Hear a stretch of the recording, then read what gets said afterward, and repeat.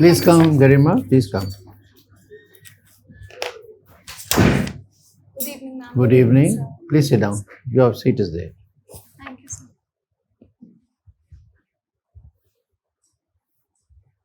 Settled? Yes, sir. Thank you, sir. So tell us about yourself briefly. Yes, sir. So my name is Garima. I was born and brought up in Buxar district of Bihar.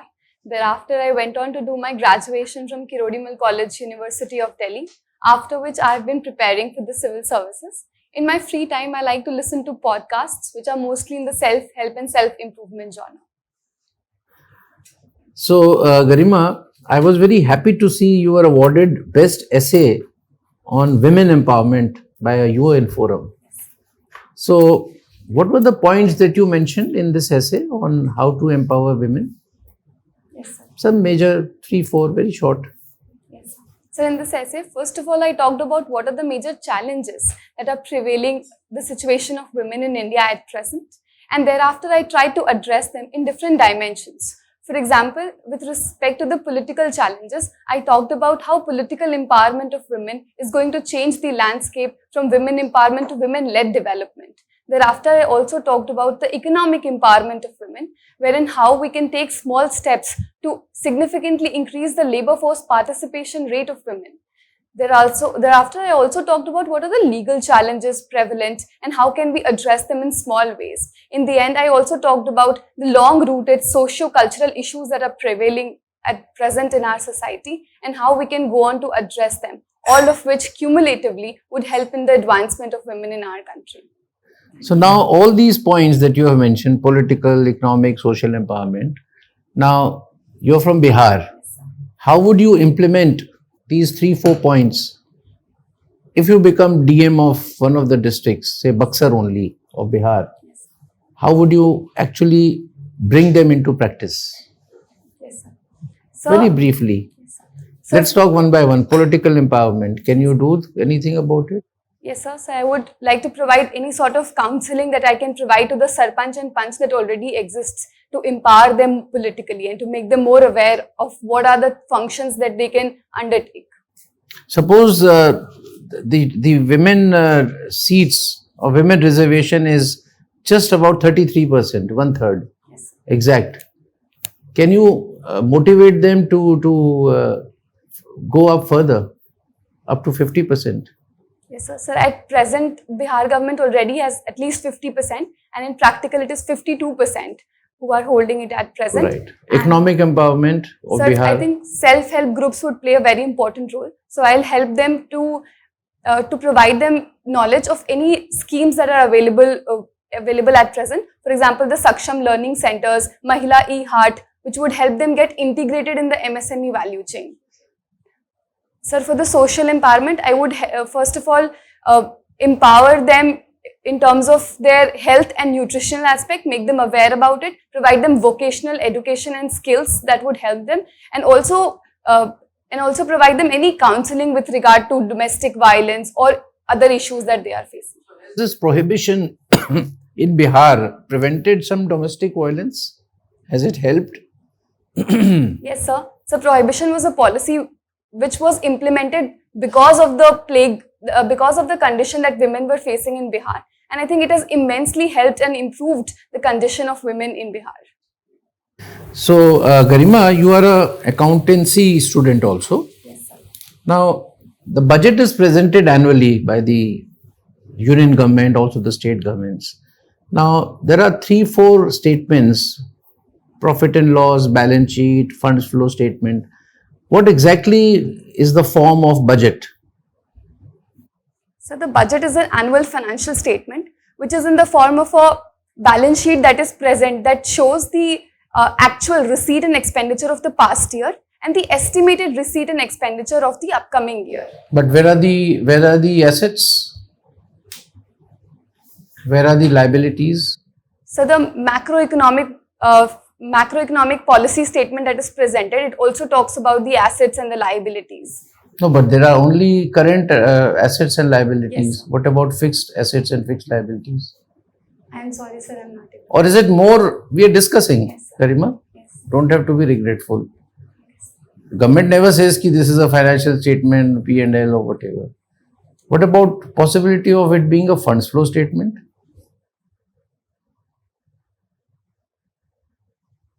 Sir, I'm not. You have no idea, doesn't matter. So let me come to commerce. Is it okay? Yes. Suppose if we are trying FTA with the UAE, FTA with Australia, European Union, suppose a situation comes that the entire we are free trade world, Yes. anywhere you can, whichever quantity, whichever product you can trade with any country. How would India gain and how would India lose? Yes. Sir, if there was a scenario, then India would gain in terms of the services that it would export to the other economies, because that is the proficiency of India. In terms of goods, we have competitiveness in a lot of product, but India would stand to lose in terms of the cheap electronic goods that would be flooded in India, which India is still developing its infrastructure for. So I think that would be a minus point, and the services sector would be a plus point for India. Okay. My last question. In the last budget, in this budget, you are a commerce and accountancy student also. So, among various schemes, Yes, sir. there are some schemes in the small savings category started by the union government only for women. Yes, sir. Can you recall them? Yes, sir. So one scheme that I can recall is Mahila Samman Bachat Patra, in which it is only for the women of India who can save up to rupees 2 lakh, and they would be provided a fixed interest rate of 8% on that, and it also provides a partial withdrawal facility on that. Very good. Thank you, Garima. Thank you, I sir. pass on. Garima, you're talking about women empowerment. Yesterday only, something relating to women empowerment, very noteworthy thing has happened in Nagaland. Yes, sir. What has happened? So 2 women MLAs have been elected in Nagaland who are women. For the first time. Yes, sir, for the first time. Okay. Suppose you are a district magistrate of a district, as women empowerment is your forte sort of thing. Now you're talking about sarpanches, pradhans and all that. What we have seen that the pradhan or sarpanch, they elect a lady, but all the works is done generally by her husband. In many villages we have seen like that. And you call a meeting of the sarpanches or the pradhans. So they come to you in your meeting, but they are accompanied by their husbands also. Okay? Now what you will do, because they don't know anything ABC about any decision taken or anything to be told. The man replies everything. He says everything. The women is just a sort of rubber stamp and do some signature sort of thing. So as a district magistrate, what you are going to do in such a scenario if it happens before you? Yes, sir. So I think I would tackle this situation in both the short term and the long term. For the short term, I would try to make aware the women that it is their prerogative and it is their right as well as the responsibility to discharge the functions. But because historically they have been discriminated and they are not in a position to discharge their functions in an efficient manner and they feel underconfident, in the long run I'll try to train and educate them in whatever ways I can by getting them admitted into learning gap schools or vocational education. Also, I would like this to be accompanied by a sensitization of their male counterparts so that they also realize that women-led development would bring revolutionary impact in the district and would improve the outcome for everyone of that district as well as the nation. This women empowerment factor, it has also is a very important factor in Pradhan Mantri Gram Awas Yojana. How the women empowerment is an important factor in Pradhan Mantri Gram Awas Yojana? Sir, I'm not exactly sure, but if you would allow me, I would like to take a guess. Sir, I believe the house that is registered is in the name of a female member of the house. That's good. Garima, now I just wanted to discuss with you about these civilizations, human civilization. The human civilization generally it has grown centering around certain religions, and generally, if you see, the civilization is grown centering around a particular religion, and and those civilizations, there have been clashes also, there have been conflicts also, there have been wars also throughout the ages. Why do you think this religion is such an important factor? Because religion, generally we recognize something which is unseen. We fear something which is unseen. On the basis of that, the religion, and it has created so much of war, so much of problems throughout the globe. Why this is so important to human being, this religion, that so many wars?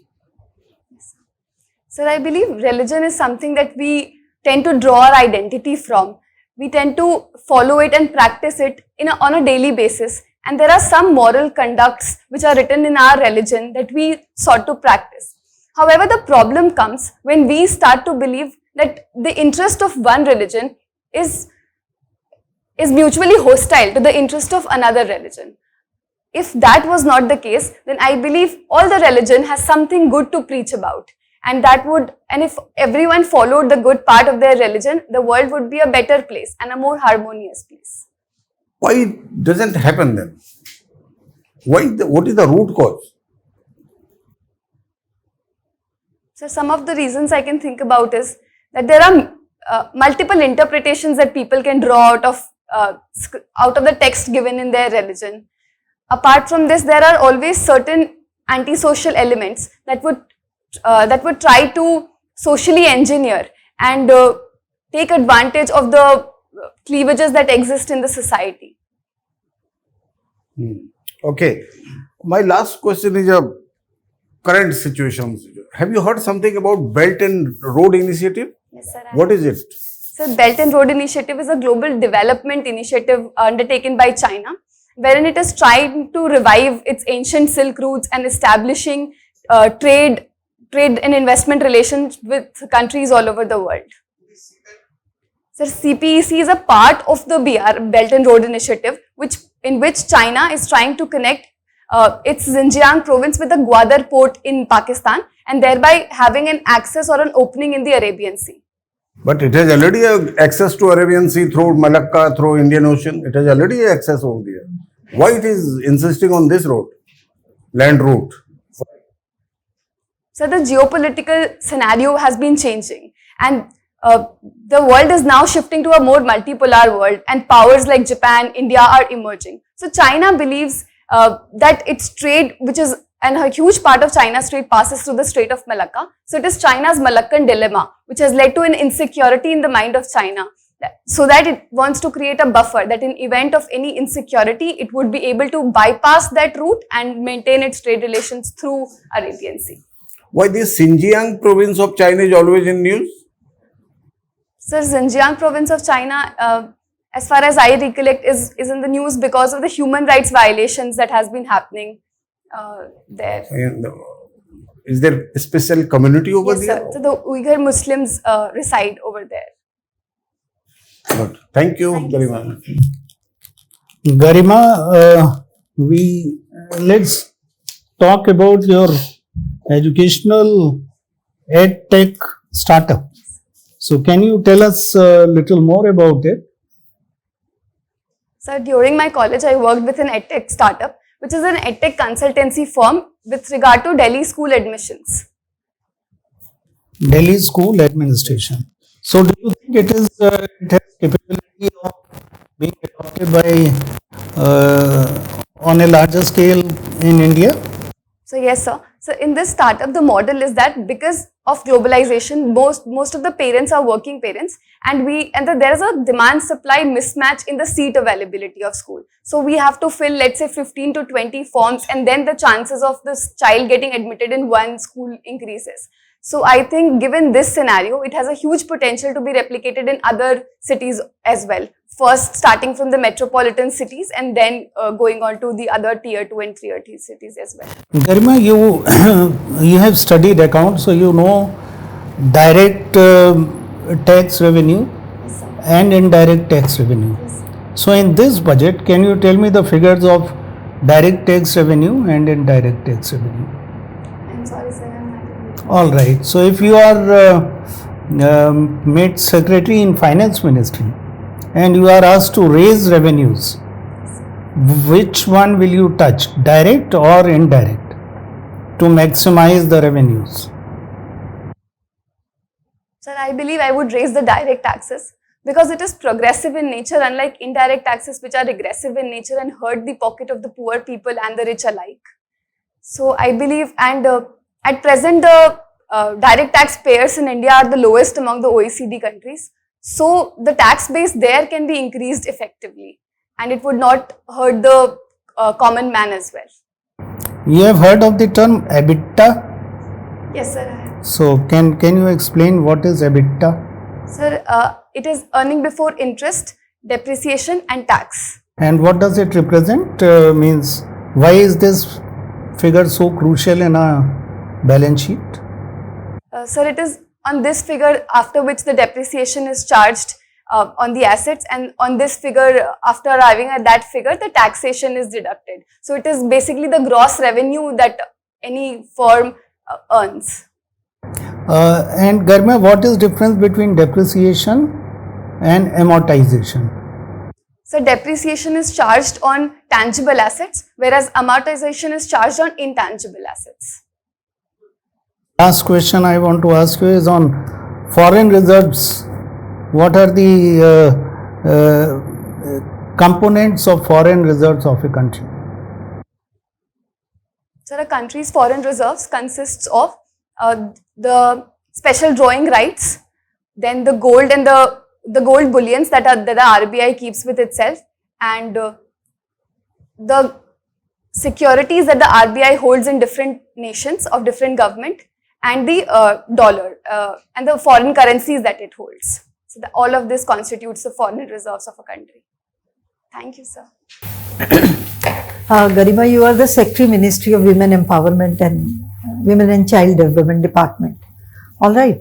Now you have a desire that this Women's Reservation Bill should be brought before Lok Sabha, but the political will is otherwise. So as a Secretary, how will you try to influence, I am using the word try to influence the decision makers to see that it gets through, it goes to the Parliament, to the Lok Sabha? I think it would be very desirable if this happens, and if given an opportunity, I would definitely try to present them case studies from all around the world. For example, the recent New Zealand Prime Minister Jacinda Ardern, who did really well during COVID, I would try to convince them using that. Secondly, I would also try to convince them in terms of equality and justice that would prevail once this bill passes, because women constitute around 50% of our population, and their representation in the Parliament is only 14%. Third, I would try to show them research and evidence that exists. For example, a research by Esther Duflo says that when women are in the position of policy making, then they focus more on social infrastructure, and the outcomes are not just benefiting the women, but are benefiting the entire country as a whole. So in that capacity. Now you are in IFS, Indian Foreign Service, and you are posted in one of the cities, you are posted in Tehran, and this incidence of poisoning of girls, going to the school is taking place. So how will you try to, and obviously you will not be in favor of this, what will you do to influence the public opinion against it in a subtle manner without compromising with the foreign policy or without compromising our relations with Iran? And this is a very tragic incident and it should not happen. In this respect, I would try to first of all take into confidence the influential figures in Iran. It can be the religious leaders who are not very radical but believe in equality, because they would have an appealing power there. Apart from this, I would also like to convey my message to the larger public in Iran about how the situation at present is tense, but slowly it would improve over the period of time. As per the latest report, GDP has gone down to 4.4%. What is the main reason for GDP lagging behind? Ma'am, the present estimate has been revised because the base year GDP has been revised, and it is an impact of that. But the GDP has been lagging behind because of multiple reasons. One that I can think of is that we are still recovering from the... No, there is only one reason which has been given. I am talking about only this quarter's GDP. Yes, ma'am. So there is only one reason. One sector has not performed well, manufacturing sector. So what needs to be done to bring it up? In terms of manufacturing sector, the first thing that needs to be done is infrastructure boost, which would help in infrastructure creation and would directly impact the manufacturing sector. The second thing that can be done is to improve the logistics of an economy, and that's all I can think. So these things can't be done overnight, right? Yes, ma'am. Anyways, my last question is about Quad meeting which ended today, and Indo-Pacific region was on the agenda, one of the items. What is the importance of Indo-Pacific region for India? Ma'am, recently the geopolitical theatre has been shifting towards the Indo-Pacific. The Indo-Pacific is important for India because it is India's traditional sphere of influence. India wants to be a net security provider in the Indian Ocean region.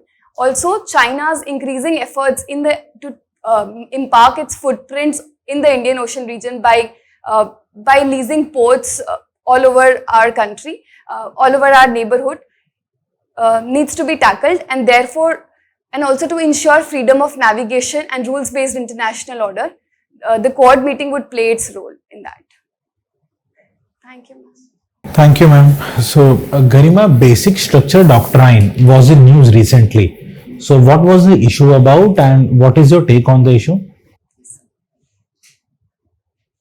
So, the basic structure doctrine was in news recently because because the people have been demanding that the collegium system which exists at present should be modified to provide for a more transparent method of appointment of judges to the courts. Okay, so what's your take on the issue? Sir, I believe that judicial independence cannot be separated from judicial accountability. In that regard, I believe that a modified collegium system would be a better method, wherein there would be representation both from the judiciary as well as from the executive. There would be eminent experts in that, and none should have a veto power over the other. I think, and also the method should be made a little more transparent, and the time limit of sending proposals and ratifying them should be reduced and made very transparent. I would like to know your opinion about the Adani issue and the Hindenburg report. Is there a question mark on regulators? How do you see the entire episode? So the issue is still under investigation. Till that happens, I believe the regulatory structure in India is very coherent and extensive in this regard. And however, certain safeguards need to be ensured. For example, there can be a better regulation on offshore shell entity through which Adani is alleged and accused of holding its shares. Apart from this, once the investigation report comes out, we would be in a better manner to judge the situation. It is said that investigation agencies or the central agencies like CBI, ED are not truly independent. So, how do you see this statement? Yes, sir. It is often said that central agencies like CBI are not truly independent and they work at the behest of the center. However, I believe there have been reforms in the appointment of the CBI director as well, which has made that body a more independent body, and they have performed exceptionally well in certain cases and investigations. So I think something more can be done, but the situation is still improving. Okay. So, Garima, tell me, if petrol and diesel are bought under the ambit of GST, what will be the advantages as well as disadvantages? So, if petrol and diesel are brought under the ambit of GST, then the input tax credit would be claimed on that, and the ultimate price that the consumer pays for them would reduce. However, the major disadvantage that it would bring, because it is the major source of revenue at present for the central government, the revenue would decrease. Okay, thank you, Garima. I pass on to Chairman, sir. Garima, this G20 anti-corruption group had met some time ago.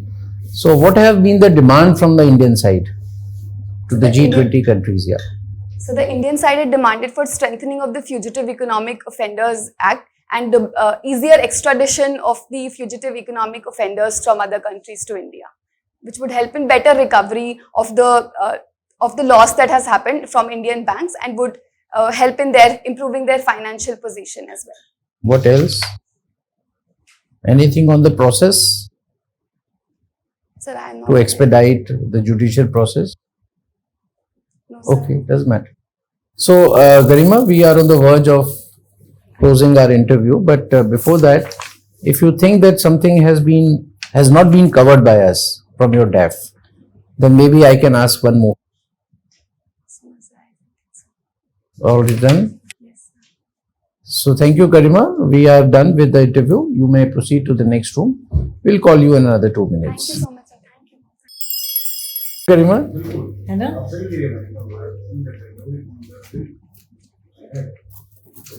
please sit down. Garima, unfortunately, you may not have much to write. Guess why? Probably I did good. Yeah, because there is not many things that we are going to advise. Anyway, you have done exceedingly well, Garima. So you have already mentioned that you think that you have done well, haven't you? What's your own assessment? So I can do a little better. Yeah, there's always scope. We'll tell you some of the things where you can improve, but you are excellent and keep it up. Just 2 things very shortly. Bring your communication during the interview from relatively debate kind of mode to a conversation mode, right? So I know you have never been a debater, but you could be a very good debater.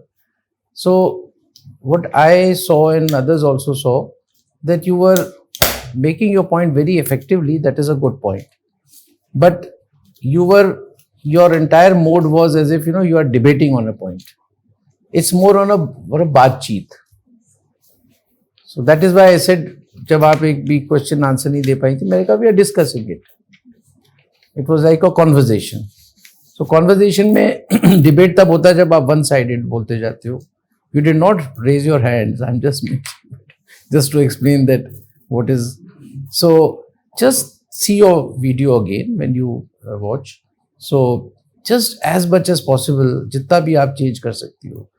नहीं change कर सकती तो you be as natural as you were today, because you have done so well. We have given you 72% for today's performance, which amount to near 200, right?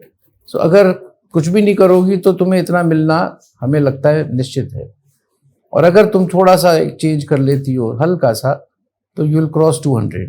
That is for certain. That is my first point. Second, a few corrections. One about this Mahila Samman, you said 8%. It is 7.5. Just check it. And if you are not very sure about these percentages, you should avoid. Skip कर जाओ, कोई ज़रूरत नहीं है. कोई percent पे इतना कोई वो नहीं है. मेन है पता होना चाहिए कि हाँ, the moment you say महिला सम्मान this हो गया तुम्हारा नंबर पक्के, right? Secondly, regarding financial statement, since you are slightly stuck on that, never get stuck on such questions. ये कोई जनरल नॉलेज वाली बात नहीं है कि पता है तो ठीक है, नहीं पता तो sorry. It was basically, that is why I said कि it is not a question which is written somewhere. There is no answer. But हमारी background accountancy का, and you are such a bright person, so we thought that we will discuss and think कि अच्छा भाई क्या है उसमें, क्या चीज़ नहीं है, क्या. You could make a try. Even if I say कि it is more like funds flow statement, I mean nobody will endorse my point because it is not written. FME नहीं कहती है कि today I am presenting the funds flow statement. But you being an accountant और accountancy आपने की है तो उस light में I was asking. So isn't it more like a fund flow? Where is the money coming from? Where is the money going? Because you don't mention the assets. अब assets देने लगे तो न जाने क्या क्या अपनी बिल्डिंग का भी आ जाएगा, और कैश कितना पड़ा है वो सारा दुनिया खुल जाएगी कि what all money that we have, both current and versus fixed assets and liabilities also, कि वर्ल्ड बैंक को इतना देना, ये सब तो नहीं आता. It's just where the money has come from. वो आता है ना, रुपी बनती है, कहाँ से पैसा आएगा कहाँ जाएगा. So if at all somebody asks this question, it's more like a profit loss इसलिए नहीं है क्योंकि there cannot be any loss. A fiscal deficit is not a loss. Fiscal deficit is the difference between your income and the expenditure. So it's basically income expenditure statement and funds flow, where the money will come from, where the money will go. That's all, Garima. Otherwise, you're near perfect. Garima, you are excellent candidate. Excellent candidate. Okay. So I have nothing to say to you about. Only thing is that you please keep on doing whatever you are doing for your studies. Just keep on doing that till your interview is over.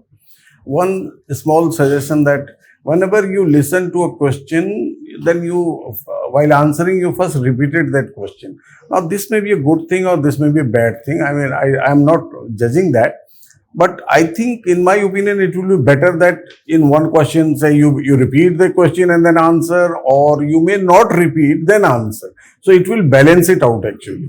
Otherwise, for all members, if you listen to question and while answering, you preface that answer with that question itself. So what does it?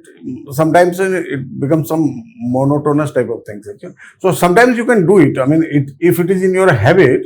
So you don't avoid it. You do it, absolutely no issue. But sometimes you avoid it also, so that it becomes balancing thing. You know. So that's the only thing.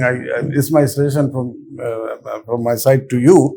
Otherwise, you are excellent candidate. I tell you, excellent. All the best. Garima, excellent. Very good. Very well attended. Even the question that you, the second part of the question, always look into the from where the money comes. 1 rupee, पैसा कहाँ से आता है और कहाँ जाता है. So there you will find direct, indirect percentages. So you will find that total maybe around 58% comes out of both direct plus indirect. Now go into separate. Direct कितना है, indirect कितना है. You need not give me exact figure. You could even mention the percentages, which is more than enough. And second part, you were right. Where if you are finance secretary, what will you increase? All right. So your analysis and reason was very good. And rest on, you addressed excellently. Well done. Just keep it up. Garima, I was so happy on your reply as Secretary Women Development. You know, it was such a beautiful answer. But when it came to being ambassador in Tehran, you should have taken some time to think. No, you on opinion-based questions, situational questions, you should not hurry up the reply. You said I will talk to religious leaders and all that. I think you should take care of that. And secondly, when you were not aware of this GDP and manufacturing sector, instead of guessing and coming out with wrong answers, I believe it's better to avoid, you know, unless and until you are very sure. Right? So otherwise you are excellent. Thank you very much. So Garima, nothing new to add. Just keep it up. Wish you all the best. I pass on to Chairman sir. So Garima, anything you would like to ask us? Sir, if you permit, I would like to ask ma'am what to do in that Tehran situation. आप बताओ, मुझे तो पता नहीं. आप ambassador हो, आप अपनी गवर्नमेंट की पॉलिसी के अगेंस्ट तो कुछ करोगे नहीं. सो ऑब्वियसली जिनके साथ आप इंटरेक्ट करते हो, योर कोलीग्स और सम dignitaries who visit you, you can just discuss in an informal manner. You can't do anything beyond that. You can't go to religious leaders and start talking about it. Isn't it so? You can influence the policy making in your country. Maybe they are able to play some role in that. But you have to be very cautious. No, ambassador only does what is the foreign policy of that particular country. You don't go out of the way to talk to religious leaders or, you know, leaders, political leaders and all that. You don't do that. Right? Anything else, Garima? Nothing? So this is your second attempt and first interview? So how have you done your mains? Okay, and by how many marks you missed the mains in the first attempt? Oh, acha, that way. So you have done well. Which was your optional? Commerce and accountancy. Commerce and accountancy. You are happy when you came out? Yes, sir. I was very happy when I did paper 2, but paper 1, I think I could have done better. So you must be calculating marks, how much marks you will get. How much have you estimated? So in the entire Out of mains, 1800? sir, around 800 plus. So, Sumesh ji, Yes, sir. 800 it's पे क्या? enough. It's enough. 800 में 200 जोड़ो जोड़ो. Generally, sir, the toppers score around 950 to 1000. So अगर 200 गरिमा को 200 आराम मिल से, जाते हैं sir, तो 1000 में. टॉपर्स में. तो ये तो टॉप 20-30 तो होपफुली So गरिमा, हम आपको मतलब कॉम्प्लेसेंट मत होना हमारे कहने से. Only to motivate. You have already done your main. You can't do much about it. But इसमें आप बहुत अच्छा स्कोर कर लोगी.